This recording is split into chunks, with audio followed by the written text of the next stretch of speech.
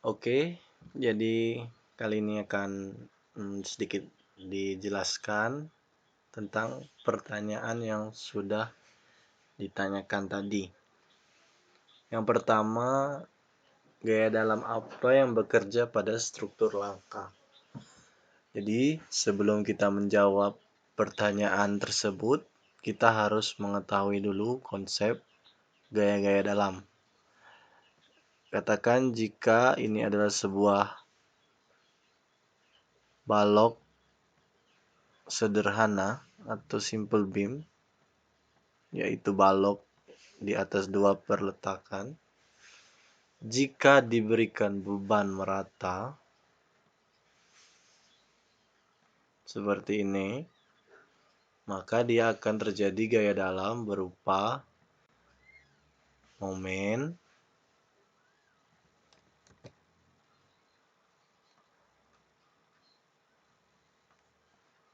kemudian gaya lintang. Momen, gaya lintang. Prinsipnya, jika ada beban luar yang bekerja pada suatu struktur, maka akan terjadi gaya-gaya dalam pada struktur tersebut. Gaya dalam yang kemungkinan bisa terjadi itu momen, gaya lintang atau geser. Ini lintang atau geser. Kemudian ada satu lagi namanya gaya normal atau aksial. Nah, untuk balok sederhana seperti ini dengan beban yang seperti ini itu tidak ada gaya normal atau aksialnya. Itu ada jika ada beban horizontal di sini, misal seperti ini, atau ada beban yang miring. Nah, jadi itu kita uraikan jadi gaya horizontal dan vertikal. Jadi gaya-gaya dalam itu ada momen, lintang atau geser, dan normal atau aksial. Nah, bagaimana kalau pada struktur rangka? Reaksi yang terjadi pada batang-batang struktur rangka itu kita sebut gaya batang. Gaya batang inilah yang namanya gaya dalam. Tapi pertanyaannya, gaya dalam apa yang bekerja pada struktur rangka? Jawabannya bukan gaya batang, tapi gaya batang itu berupa gaya apa? Nah, pada struktur rangka itu adalah gaya aksial, baik aksial tekan dan aksial tarik. Kita katakan ini batang.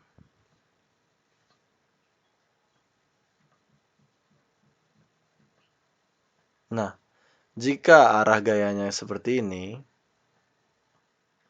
namanya aksial tekan, menekan penampang dari batang. Maka batang akan memendek dan gaya dalam yang terjadi di dalam batang itu adalah gaya aksial tekan. Jika kita ibaratkan ini sebuah batang lagi,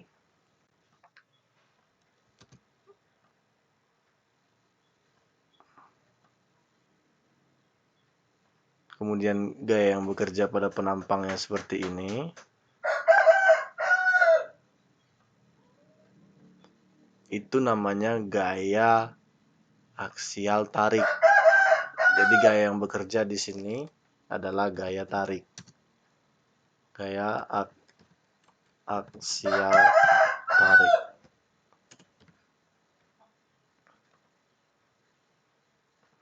Kalau yang ini gaya aksial tekan.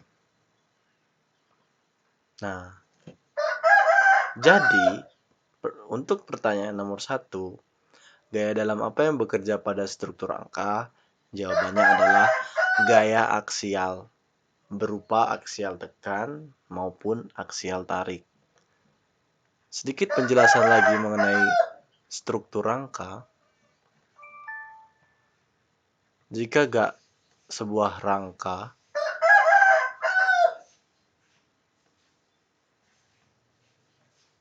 Katakan ini sebuah rangka. Nah, kita beri beban, maka dia akan terdeformasi seperti ini.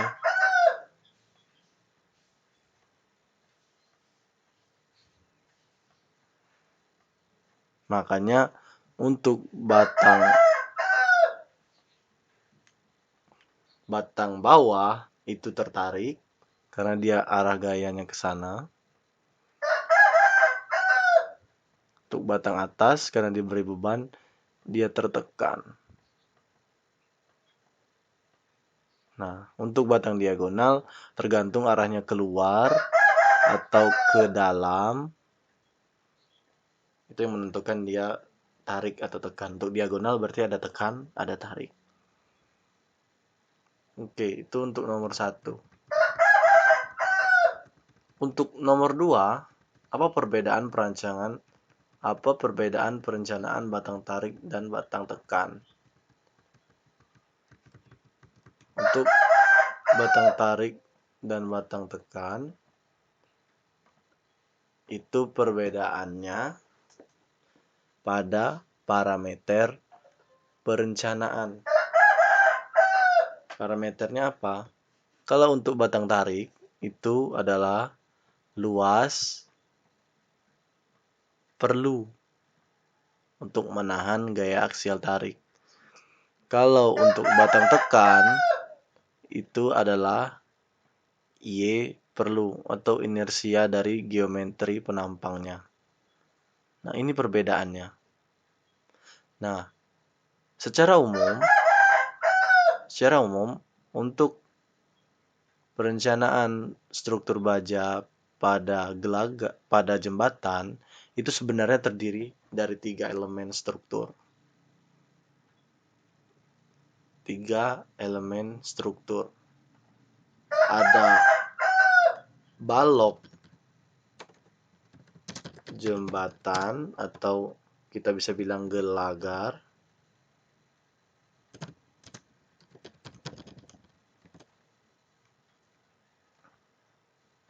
Atau bahasa kerennya ini adalah struktur lentur. Mengapa dibilang struktur lentur? Karena dia adalah struktur yang dibebani oleh beban lentur. Apa itu beban lentur? Beban lentur itu adalah momen. Jadi pada balok itu adalah yang membebani momen. Kemudian ada batang tekan dan batang tarik. Ada 3 elemen struktur. Setiap 3 elemen ini memiliki parameter perencanaannya masing-masing. Apa beda ketiga ini?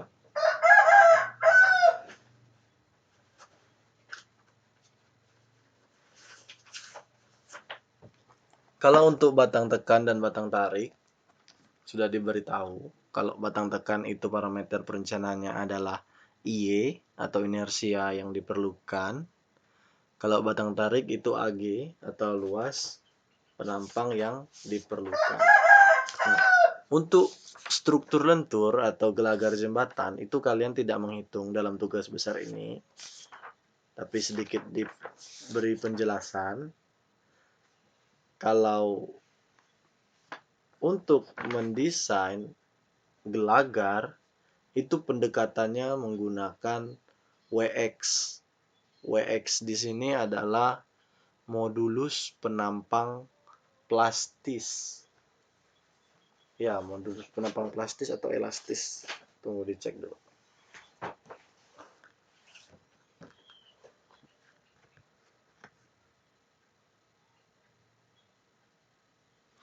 Intinya itu adalah modulus of section kalau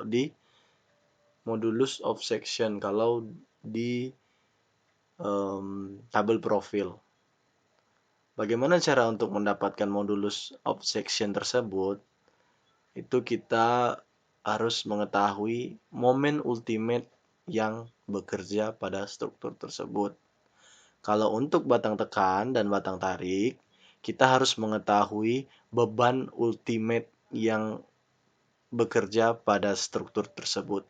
Baru kita bisa menggunakan pendekatan untuk mencari inersia minimum untuk batang tekan dan luas penampang minimum atau yang diperlukan pada batang tarik.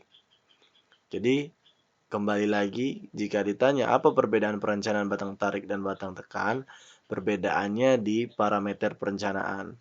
Kalau untuk batang tekan itu inersia perlu, kalau untuk batang tarik itu luas penampang perlu. Oke. Kemudian untuk nomor 3, pada kontrol batang, kuat tekan nominal batang, tekan dan tarik harus memenuhi persyaratan PPN besar dari PU. Mengapa harus begitu? Dan apa nilai P itu? Jadi prinsip kita adalah PPN besar dari sama dengan PU. Mengapa harus seperti ini? Karena ini kita mengacu pada metode yang kita gunakan, yaitu LRFD, Load and Resistance Factor Design, atau desain faktor faktor beban dan kekuatan. Desain faktor beban dan kekuatan. Apa yang dikatakan faktor beban dan mana yang kita anggap itu kekuatan? Ini yang disebut kekuatan. PPN ini adalah kekuatan dari bahan. Kalau PU ini adalah beban yang bekerja. Beban yang bekerja ini dikalikan faktor beban. Beban yang bekerja atau kita katakan P ultimate, atau bisa juga orang mengatakan biasanya beban terfaktor,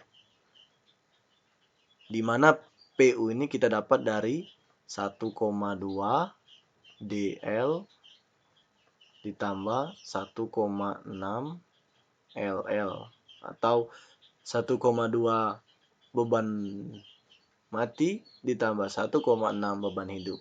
Ini namanya kombinasi beban. Dan tadi kita katakan metode kita adalah desain DFBK, desain faktor beban dan kekuatan. Nah, ini yang namanya faktor beban. 1,2 dan 1,6 ini namanya faktor beban. Jadi untuk beban mati kita tambahkan sebesar 20% dari beban sesungguhnya yang bekerja, dan beban hidup 60% daripada beban yang bekerja sesungguhnya. Didapatlah P ultimate atau beban terfaktor. Beban terfaktor ini harus lebih kecil dari PPN, atau ini kekuatan dari penampangnya. Atau kita bisa mengatakan kekuatan rencana. Karena sudah kita kali dengan P. Kalau masih PN saja, ini baru namanya kekuatan bahan. Kekuatan bahan atau kapasitas bahan.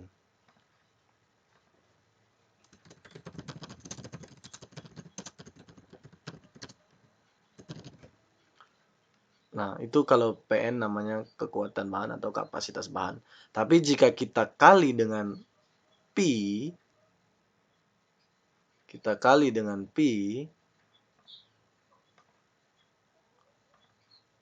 kalikan dengan P ini, hasil PPN ini namanya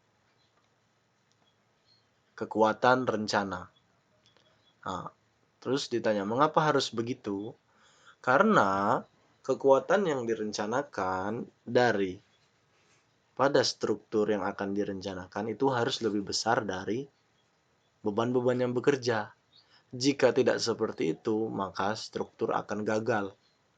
Kenapa? Karena melebihi batas kemampuan yang telah atau yang dimiliki oleh bahan tersebut.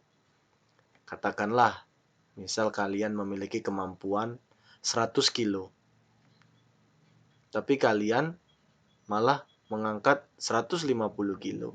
Otomatis kalian tidak kuat dan kalian gagal mengangkat itu. Kira-kira seperti itu logikanya. Terus ditanya, apa nilai P itu? Nilai P ini adalah faktor reduksi kekuatan. Mengapa kekuatan dari bahan atau mengapa PN ini harus kita reduksi?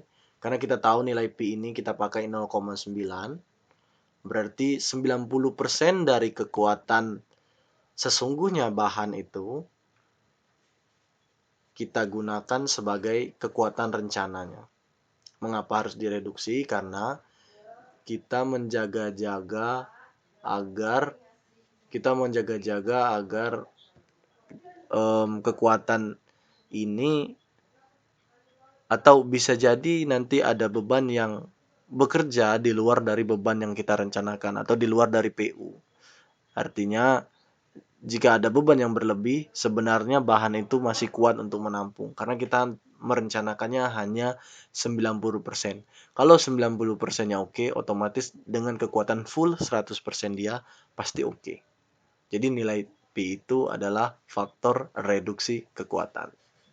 Kemudian nomor 4, jelaskan step by step perencanaan baja, dalam hal ini struktur baja pada jembatan.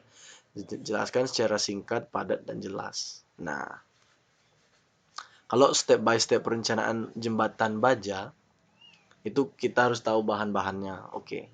Kriteria desain kita harus tahu. Kemudian beban yang bekerja pada struktur tersebut kita harus tahu. Setelah kita mengetahui tersebut, beban-beban yang bekerja kita kombinasikan. Kita kalikan dengan faktor beban 1,2 dan 1,6. Sudah dapat beban ultimate, nanti beban ultimate inilah menjadi penentu parameter perencanaan, mau itu struktur lentur, batang tekan, atau batang tarik. Jika kita mau mendesain struktur lentur, maka beban ultimate tadi harus kita jadikan momen. Ini adalah momen ultimate.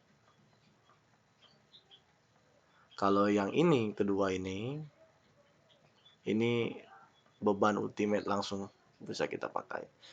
Beban ultimate ini berupa gaya aksial, tekan, ataupun tarik. Nah, jika struktur lentur itu adalah momen. Nah, jadi dari yang beban sudah kita kombinasikan tadi, kita gunakan untuk mencari parameter perencanaannya. Kalau untuk balok atau struktur lentur pada jembatan, itu WX atau modulus penampang plastisnya. Kalau batang tekan itu inersia minimum, dan kalau batang tarik itu luas penampang minimum. Setelah kita dapat parameter atau nilai-nilai yang dibutuhkan untuk merencanakan struktur tadi, kita cocokkan dengan tabel profil. Contoh, batang tekan, berarti kita mencocokkan dengan nilai inersia yang ada pada profil-profil di tabel profil. Nah, kira-kira seperti itu. Setelah kita cocokkan dan dapat hasilnya, kita gunakan profilnya, baru kita cek kekuatannya dengan syarat ini. PPN besar dari PU. Ini adalah syarat untuk metode LRFD.